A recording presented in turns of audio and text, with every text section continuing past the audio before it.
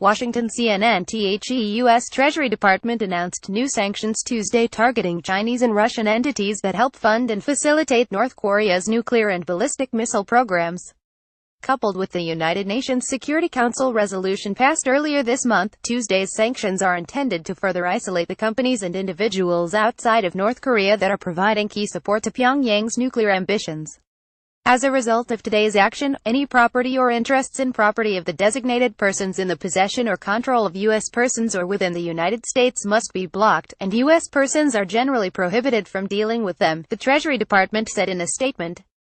Specifically, the sanctions are aimed at 16 entities and individuals that assist already designated persons who support North Korea's nuclear and ballistic missile programs, deal in the North Korean energy trade, facilitate its exportation of workers, and enable sanctioned North Korean entities to access the U.S. and international financial systems, the Treasury Department said. Treasury will continue to increase pressure on North Korea by targeting those who support the advancement of nuclear and ballistic missile programs and isolating them from the American financial system, Treasury Secretary Steve Mnuchin said. Chinese and Russian entities including energy companies, coal and oil traders, labor exporters and facilitators of sanctions evasion were listed as the primary targets of Tuesday's sanctions. Like the UN resolution passed earlier this month, the Treasury Department identified shutting down elements of North Korea's coal trade as a priority.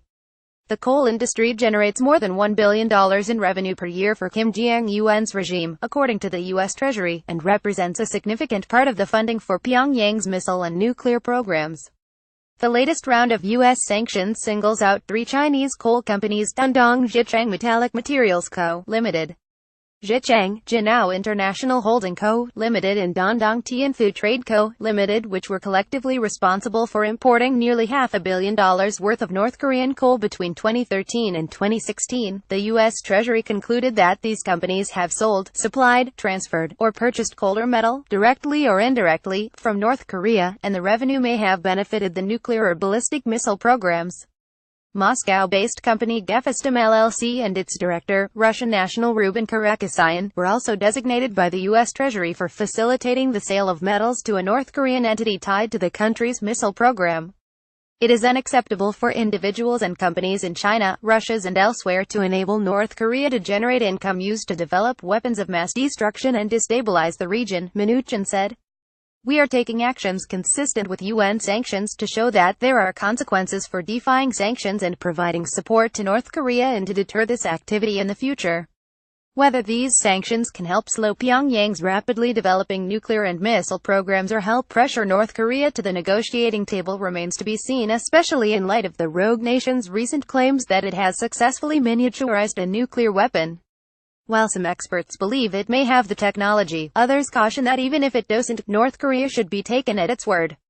But despite concerns that time for a diplomatic solution may be running out, several analysts say that sanctions targeting the heart of North Korea's missile funding should still play a key role in U.S. strategy going forward.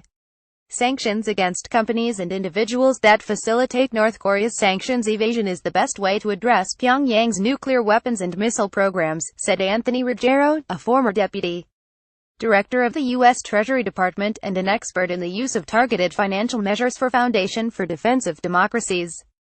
New sanctions should be part of a robust sanctions campaign that includes engaging those who continue business with North Korea and present a choice: continue that business or work with the United States. They cannot do both, he told CNN, particularly when it comes to Russia's. The sanctions are a warning, Ruggiero said. The Trump administration is sending a message to the Russian leadership to curb its activities with North Korea by targeting Russian companies and individuals for facilitating North Korea's proliferation activities and purchase of commodities subject to U.S. sanctions, he said. This is the second action against Russia following the sanctions in early June for similar activities. In May, U.S. Secretary of State Rex Tillerson said the United States will try to further stymie North Korean operations by punishing third parties that help Pyongyang skirt sanctions. It's a pressure campaign that has a knob on it, Tillerson told State Department employees at the time. I'd say we're at about dial setting 5 or 6 right now. The U.S. has tried to turn up the heat with sanctions and tough talk in recent months amid escalating tensions with Pyongyang over its rapidly developing missile program. However, Pyongyang has weathered years of sanctions in its quest for a nuclear weapon capable of reaching the U.S., and attempts to cut off its revenue streams have proven to be similar to a game of international whack-a-mole. This is a regime that's really good at finding new, creative illicit ways to earn hard currency, and sometimes that's coming up with new activities, and sometimes it's a matter of shifting geographic locations of those activities. Sheena Greitens, a professor at the University of Missouri who has been studying North Korea's illicit financial activities for the last 10 to 15 years, told CNN last month. If you wanted to try to pressure and contain North Korea's ability to earn from these illicit activities, you'd have to also close off its ability to adapt, she said. North Korea has been accused of crimes such as hacking banks, selling weapons, dealing drugs, counterfeiting cash, and even trafficking endangered species operations that are believed to rake in hundreds of millions of dollars and are often disguised within illicit trade operations. That money helps pay for the country's nuclear and missile programs, both of which Pyongyang believes it needs in order to deter any US-led attempt at regime change, experts say. North Korea's nuclear aspirations have progressed forward rapidly despite sanctions, and Pyongyang has resisted any U.S. attempts at negotiation that mandates denuclearization up front. President Donald Trump has long called on China to put more pressure on North Korea, but ultimately, analysts say the U.S. will have to convince China to not only target its own companies but to take comprehensive action that could disrupt the power balance in the region. Beijing accounts for about 85% of Pyongyang's imports, according to UN data. That's a lifeline for the North Korean economy, one which prevents the U.S. from really putting the squeeze on North Korea. A Chinese government official said last month that China-North Korea trade was worth $2.6 billion in the first half of 2017, up about 10% over the same period last year. But coal imports slumped by 75%, suggesting Beijing is gradually choking off North Korea's biggest source of foreign currency. Pyongyang's reliance on Chinese entities also reveals an area of vulnerability, according to a recent study from C4ADS, a nonpartisan Washington-based research group focused on exposing illicit trade networks. From 2013 to 2016, there were only 5,233 companies within China that either imported goods from, or exported goods to, North Korea. To put that number in perspective, as of 2016, 67,163 Chinese companies exported to South Korea, the report said. Targeting specific key nodes can have a disproportionate impact. Experts say Beijing's seriousness about cracking down on its unruly neighbor may be the key to stopping Pyongyang's illicit activities.